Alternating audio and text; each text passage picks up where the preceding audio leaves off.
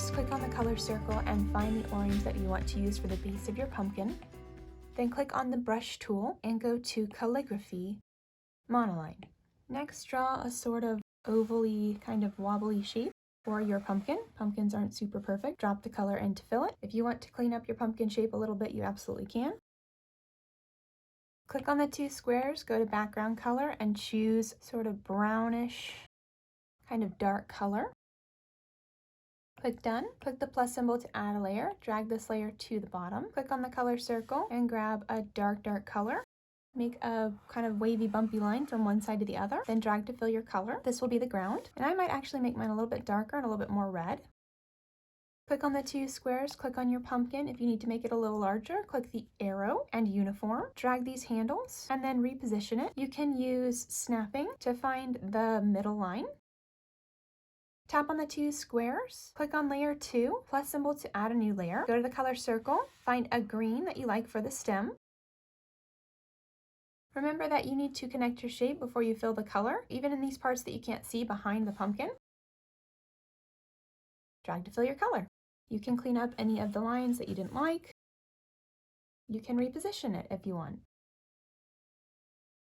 Click the two squares, click on layer 1, plus symbol to add a layer. Tap on this layer, clipping mask. Brush tool, airbrushing, soft brush. Click and hold on the orange to get that color to go to the color circle. Tap on the color circle and find a dark color that you want to use for your shadow.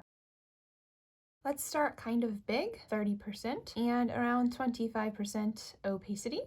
Picture the light coming from one area. So for me, I'm thinking the light will be coming from the top right. And so I'll add a little bit of shadow on this side and layer it up as much as I want to.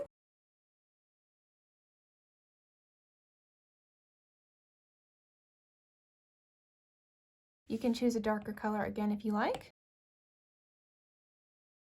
You can drop the opacity if it gets too dark for you. I'll go to around 80%. Plus symbol to add a layer. Click on this layer, clipping mask. Grab up your orange color again. You can use this one, or you can go brighter and lighter. With a much smaller brush, maybe a 5%, begin to add the little bumps back in, leaving those sort of dark areas. Click on the two squares, click on layer 3. Tap on this layer, alpha lock. Choose your green color, make it darker, and add in those shadows where they would logically be. You can make your brush a little smaller.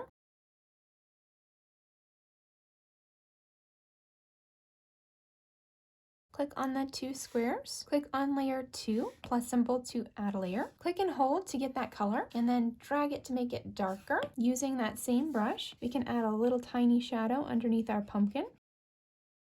Click on the two squares, plus symbol to add a layer. Click on the brush, organic, snow gum. Click on the color circle and find whatever color you want for your autumn leaves. Tap to get out of that and see what size you're working with. That's much too small for me, so I will go up probably to the maximum size and begin to just stamp to lightly add these sort of larger leaves. It's not going to be perfect.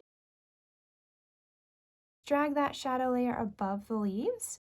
Let's drop that opacity down to around 40%.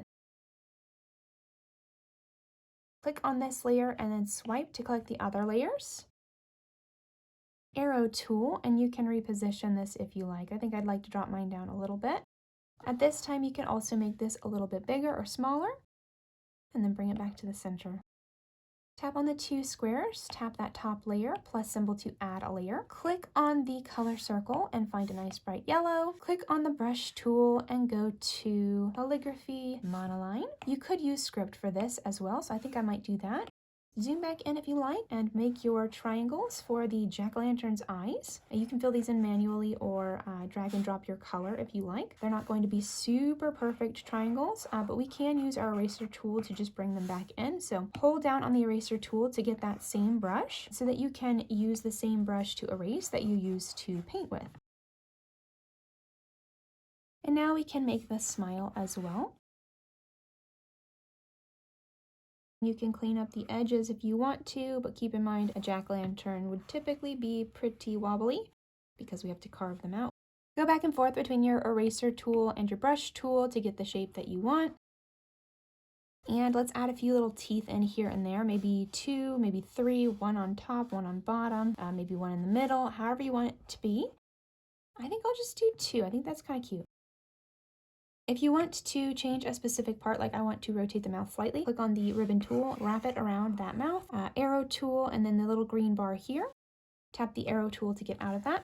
Click on the 2 squares. Click on the layer with your face that you just carved. Tap select.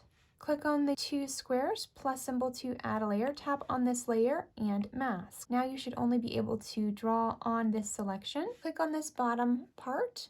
Grab the color that you want to use. Click to get out of that and begin to add that shape in.